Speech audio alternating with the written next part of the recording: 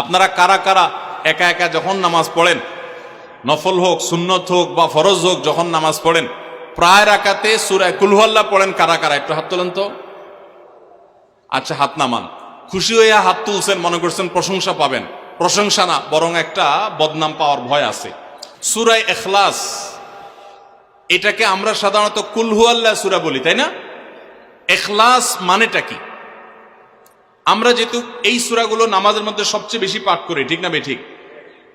এই সূরাগুলো অর্থাৎ শেষের দিককার সূরাগুলো আমরা যেহেতু বেশি নামাজের মধ্যে পাঠ করি, এই সূরাগুলোর অর্থ যদি আমি জানি, ব্যাখ্যা যদি আমি জানি, তাহলে নামাজের মধ্যে মনোযোগ ধরে রাখা সহজ হবে। কারণ আপনি মুখে কি পড়তেছেন আপনি নিজে অর্থ বুঝেন না, মন্ত্রের মতো পাঠ করতেছেন।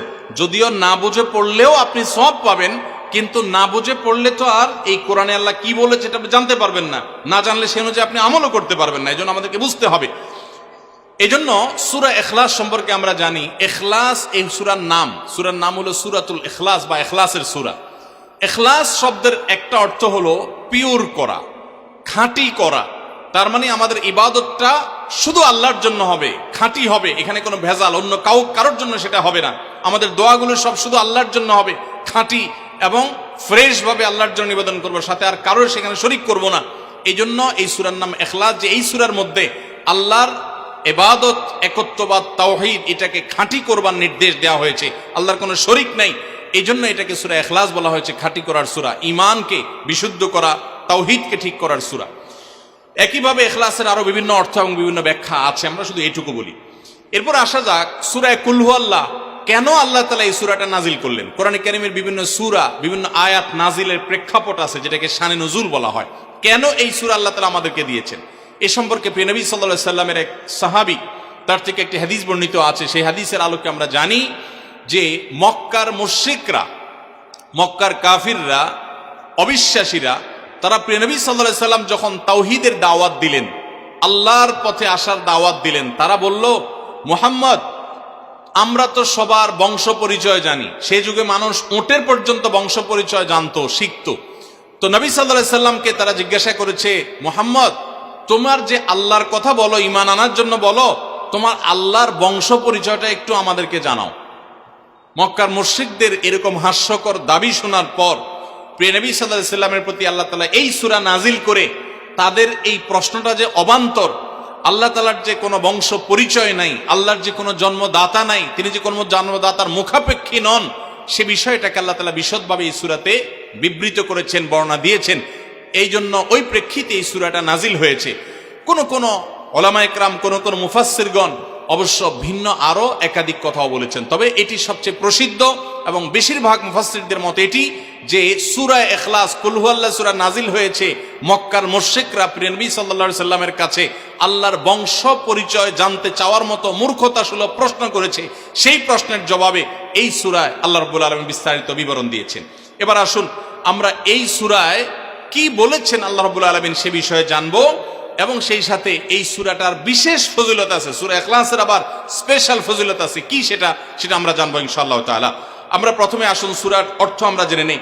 কুল হুয়াল্লাহু আহাদ। আমার সাথে সাথে আপনারা বলেন, কুল হুয়াল্লাহু আহাদ, আল্লাহুস সামাদ, লাম ইয়ালিদ ওয়া লাম ইউলাদ ওয়া লাম ইয়াকুল লাহু কুফুয়ান আহাদ। কুল হুয়াল্লাহু আহাদের অর্থ হলো বলুন। কুল মানে বলুন। এই কুলটা বড় কাফের কুল। আমরা অনেকে কয় রস্যকার কুল ও কুল, বড়ই লিখতে যে কুল লিখি আমরা ওইরকম বলি।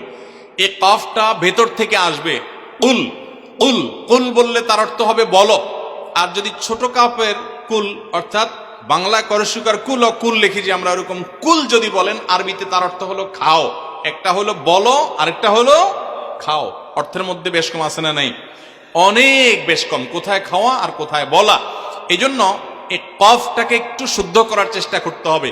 কুল ভিতর থেকে, কুল কুল হুয়াল্লাহু আহাদ। এর অর্থ কি? কুল মানে বলুন। আল্লাহ তাআলা তার রাসূলকে বলছেন, হে রাসূল, আপনার ভেতরে যে বিশ্বাস আছে তাওহীদের প্রতি, সেই বিশ্বাসকে প্রকাশ করে বলুন, হুয়াল্লাহু, হুয়া মানে তিনি, আল্লাহ মানে তো আল্লাহ, বলুন যে তিনি আল্লাহ, আহাদ মানে একক, অদ্বিতীয়, তার কোনো শরিক নাই, তার কোনো অংশীদার নাই, তিনি একক।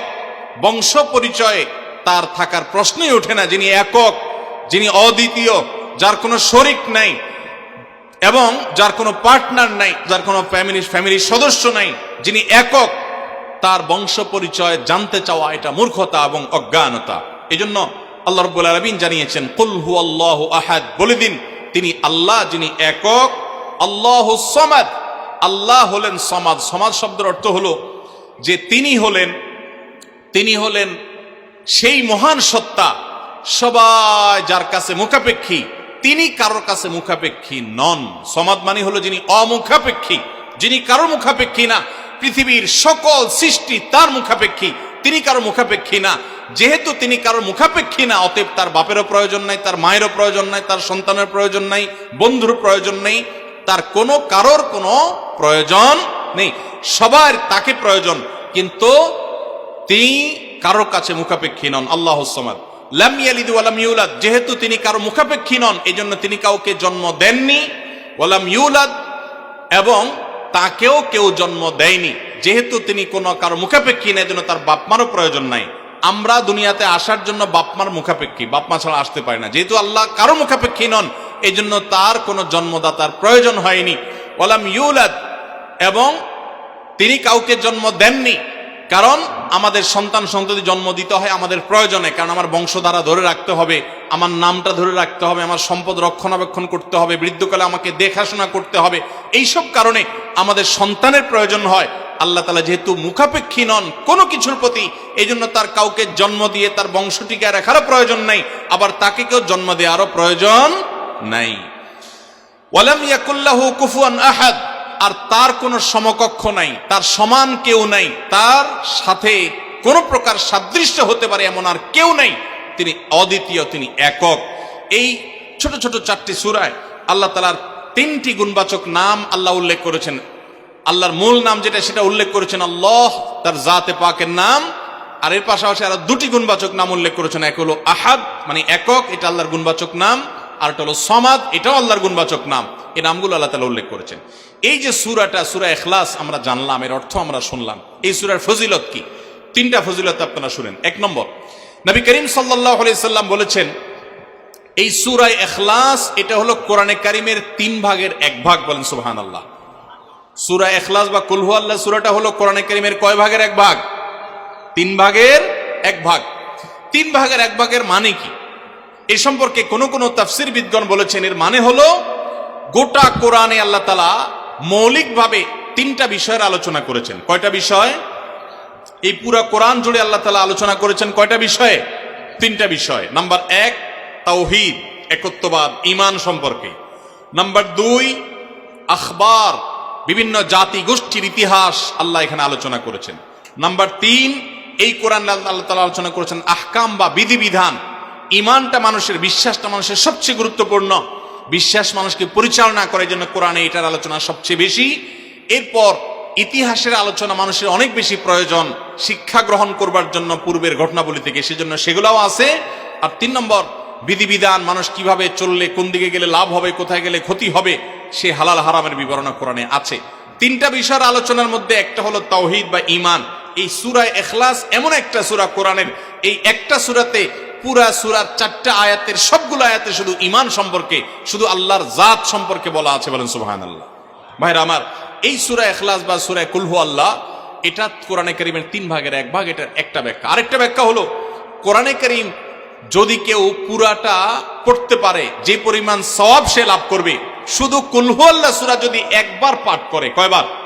একবার যদি পাঠ করে, কোরআনে কারীমের 3 ভাগের 1 ভাগ তেলাওয়াত করার সওয়াব আল্লাহ তাআলা ওই ব্যক্তিকে দান করেন। তাহলে যদি কেউ 3 বার পাঠ করে, তাহলে এখান থেকে বোঝা যায় যে আল্লাহ তাআলা তাকে পুরা কোরআন একবার তেলাওয়াতের সওয়াব দান করবেন। পুরা কোরআন কষ্ট করে তেলাওয়াত করলে সেটার যে মর্যাদা হবে সেটা অবশ্যই ভিন্নতর। কিন্তু 3 কুল সূরা ইখলাস এটাকে 3 বার পাঠ করলে আল্লাহ রাব্বুল আলামিন কোরআনে কারীমের পূর্ণাঙ্গ কোরআন তেলাওয়াতের সওয়াব পাবেন বলে অনেক উলামা ইকরাম, মুহাদ্দিসিন ইকরাম বলেছেন এই হাদিসের আলোকে। এটা হলো এর দ্বিতীয় ফজিলত। প্রথম ফজিলত। দ্বিতীয় ফজিলত হলো, আমাদের প্রিয় নবী সাল্লাল্লাহু আলাইহি ওয়াসাল্লামের সময়ে তিনি এক দলকে একটা অভিযানে পাঠিয়েছেন। তাদের মধ্যে যিনি ইমাম সাহেব ছিলেন, ওই আল্লাহর বান্দা প্রত্যেক নামাজের মধ্যে যে কোনো সূরা পড়তেন, যে কোনো কেরাত পড়তেন, শেষে সূরা ইখলাসটা অবশ্যই পাঠ করে তারপর রুকুতে যাইতেন। এখন সাহাবীদের মধ্যে একটা প্রশ্ন দেখা দিল যে এই লোকটা প্রত্যেক রাকাত নামাজে সূরায়ে ফাতিহা আলহামদু সূরা পাঠ করার পর যেই সূরাই পড়েন, যেই কেরাতই পড়েন, সাথে আবার কুল হুয়াল্লাহটা কেন পড়েন? আমরা তো নবী সাল্লাল্লাহু আলাইহি ওয়াসাল্লাম কিরম করতে দেখি নাই। তখন সাহাবীরা এসে নবী সাল্লাল্লাহু আলাইহি ওয়াসাল্লামকে জিজ্ঞাসা করলেন, ইয়া রাসূলুল্লাহ, আমাদের ইমাম সাহেব যাকে আমাদের সাথে আপনি দিয়েছেন, যিনি আমাদের সাথে আসেন, এই ব্যক্তি প্রত্যেক রাকাতে অন্য যা পড়ুক আর না পড়ুক এই কুল হুয়াল্লাহ সূরাটা উনি পড়েই পড়ে, এটা উনি ছাড়ে না, এর কারণটা কি? তখন নবী সাল্লাল্লাহু আলাইহি ওয়াসাল্লাম জিজ্ঞাসা করলেন ওই ব্যক্তিকে যে তুমি কেন এই সূরা পাঠ করো? অবশ্যই অবধারিতভাবে সূরা ফাতিহা না প্রত্যেক রাকাতে ফিক্সড, অন্য কোন সূরা তো ফিক্সড না, তুমি অন্য যাই পড়ো সাথে প্রত্যেক রাকাতে কুল হুয়াল্লাহ দিয়ে শেষ করে তারপর রুকুতে যাও কেন? তখন সে সাহাবী বলেন, ইয়া রাসূলুল্লাহ, আমি কেন পড়ি? কারণ কোরআনে কারিমে এই একটা সূরা, সূরা ইখলাস বা কুল হুয়াল্লাহ সূরাটা একমাত্র সূরা যেই সূরার শুরু থেকে শেষ পর্যন্ত সবগুলো আয়াতে শুধু আমার আল্লাহর কথা বলা আছে। কোরআনের অন্য কোন সূরা এমন নাই যেই সূরার শুরু থেকে শেষ পর্যন্ত পুরো সাবজেক্ট আগা টু গোড়া পর্যন্ত সবগুলো বিষয়, সবগুলো আয়াতে শুধুমাত্র আল্লাহর পরিচয় দেওয়া হয়েছে, এমন আরেকটা সূরা নেই। যেহেতু এখানে শুধু আল্লাহর কথাই বলা হয়েছে, এই জন্য এই সূরাকে আমার অনেক বেশি পছন্দ হয়, এই জন্য এই সূরাকে অনেক বেশি আমি ভালোবাসি। আমার আল্লাহর আলোচনা এখানে, অন্যান্য সূরাতে কোথাও ইতিহাস, কোথাও হালাল হারাম, কোথাও বিধিবিধান, কোথাও অন্যান্য আলোচনা আছে, কিন্তু এই সূরায় শুধু আমার আল্লাহর কথা বলা আছে। এই জন্য আল্লাহর মহব্বতে এই সূরাকে আমি অনেক ভালোবাসি, কুল হুয়াল্লাহ সূরাকে। নবী করিম সাল্লাল্লাহু আলাইহি ওয়াসাল্লাম তখন বলেছেন, তোমার এই ভালোবাসার কারণে আমার কাছে ওহী আল্লাহ পাঠিয়েছেন যে আল্লাহ তাআলা তোমাকে স্পেশালি ভালোবাসেন। এবং অন্য বর্ণনায় আসছে নবী সাল্লাল্লাহু আলাইহি ওয়াসাল্লাম বলেছেন, হুব্বুকা ইয়্যাহা ইউদখিলুকাল জান্নাহ, তুমি এই সূরাকে যে ভালোবাসো, এই ভালোবাসার কারণে আল্লাহ তাআলা তোমাকে জান্নাতে প্রবেশ করাবেন, সে ওয়াদা করেছে। অতএব ভাইরা আমার, সূরা ইখলাস বা কুল হুয়াল্লাহ সূরাকে স্পেশালি আমরা মহব্বত করব, ঠিক আছে না ইনশাআল্লাহ? এই সাহাবীর পাশাপাশি মদিনায় আরেক সাহাবী, তিনিও ইমামতি করতেন এবং ইমাম হিসাবে দায়িত্ব প্রাপ্ত ছিলেন নবী সাল্লাল্লাহু আলাইহি ওয়াসাল্লাম তরফ থেকে, তিনিও একই কাজ করতেন। তার ব্যাপারে নবী সাল্লাল্লাহু আলাইহি ওয়াসাল্লামের একই রকমের জবাব দেওয়ার কথা আমরা হাদিস থেকে জানতে পারি। সেখান থেকে সূরা ইখলাসের মর্যাদা বোঝা যায়। আমরাও অনেকে সূরা ইখলাস প্রায় রাকাতে পড়ি, আছে না নাই? আপনারা কারা কারা একা একা যখন নামাজ পড়েন, নফল হোক, সুন্নত হোক বা ফরজ হোক, যখন নামাজ পড়েন প্রায় রাকাতে সূরা কুল হুয়াল্লাহ পড়েন কারা কারা? একটু হাত তোলেন তো। আচ্ছা, হাত নামান। খুশি হইয়া হাত তুলছেন, মনে করছেন প্রশংসা পাবেন। প্রশংসা না, বরং একটা বদনাম পাওয়ার ভয় আছে। হাতটা তোলাইছি আমি, আপনারা মনে করছেন সবসময় হাত তুললেই শুধু জিতা যায়। দেখেন, যারা সূরা ইখলাসকে মহব্বত করে, এই যে ঘটনা আমরা শোনালাম নবী সাল্লাল্লাহু আলাইহি ওয়াসাল্লাম, এটা জেনে যে আমার আল্লাহর আলোচনা আছে এই সূরায়, অন্য কোনো আলোচনা নাই, আল্লাহর পরিচয় উল্লেখ করা আছে, আল্লাহর বৈশিষ্ট্য এবং ক্ষমতার উল্লেখ আছে, সেই মহব্বতে যদি কেউ সূরা ইখলাসকে মহব্বতের সাথে ধীরে ধীরে পড়ে, তাহলে তো তিনি অবশ্যই আল্লাহর কাছে বিশেষ মর্যাদা পাবেন। ওই সাহাবীর মতো আল্লাহর ভালোবাসা পাওয়ার সম্ভাবনা জোরালো।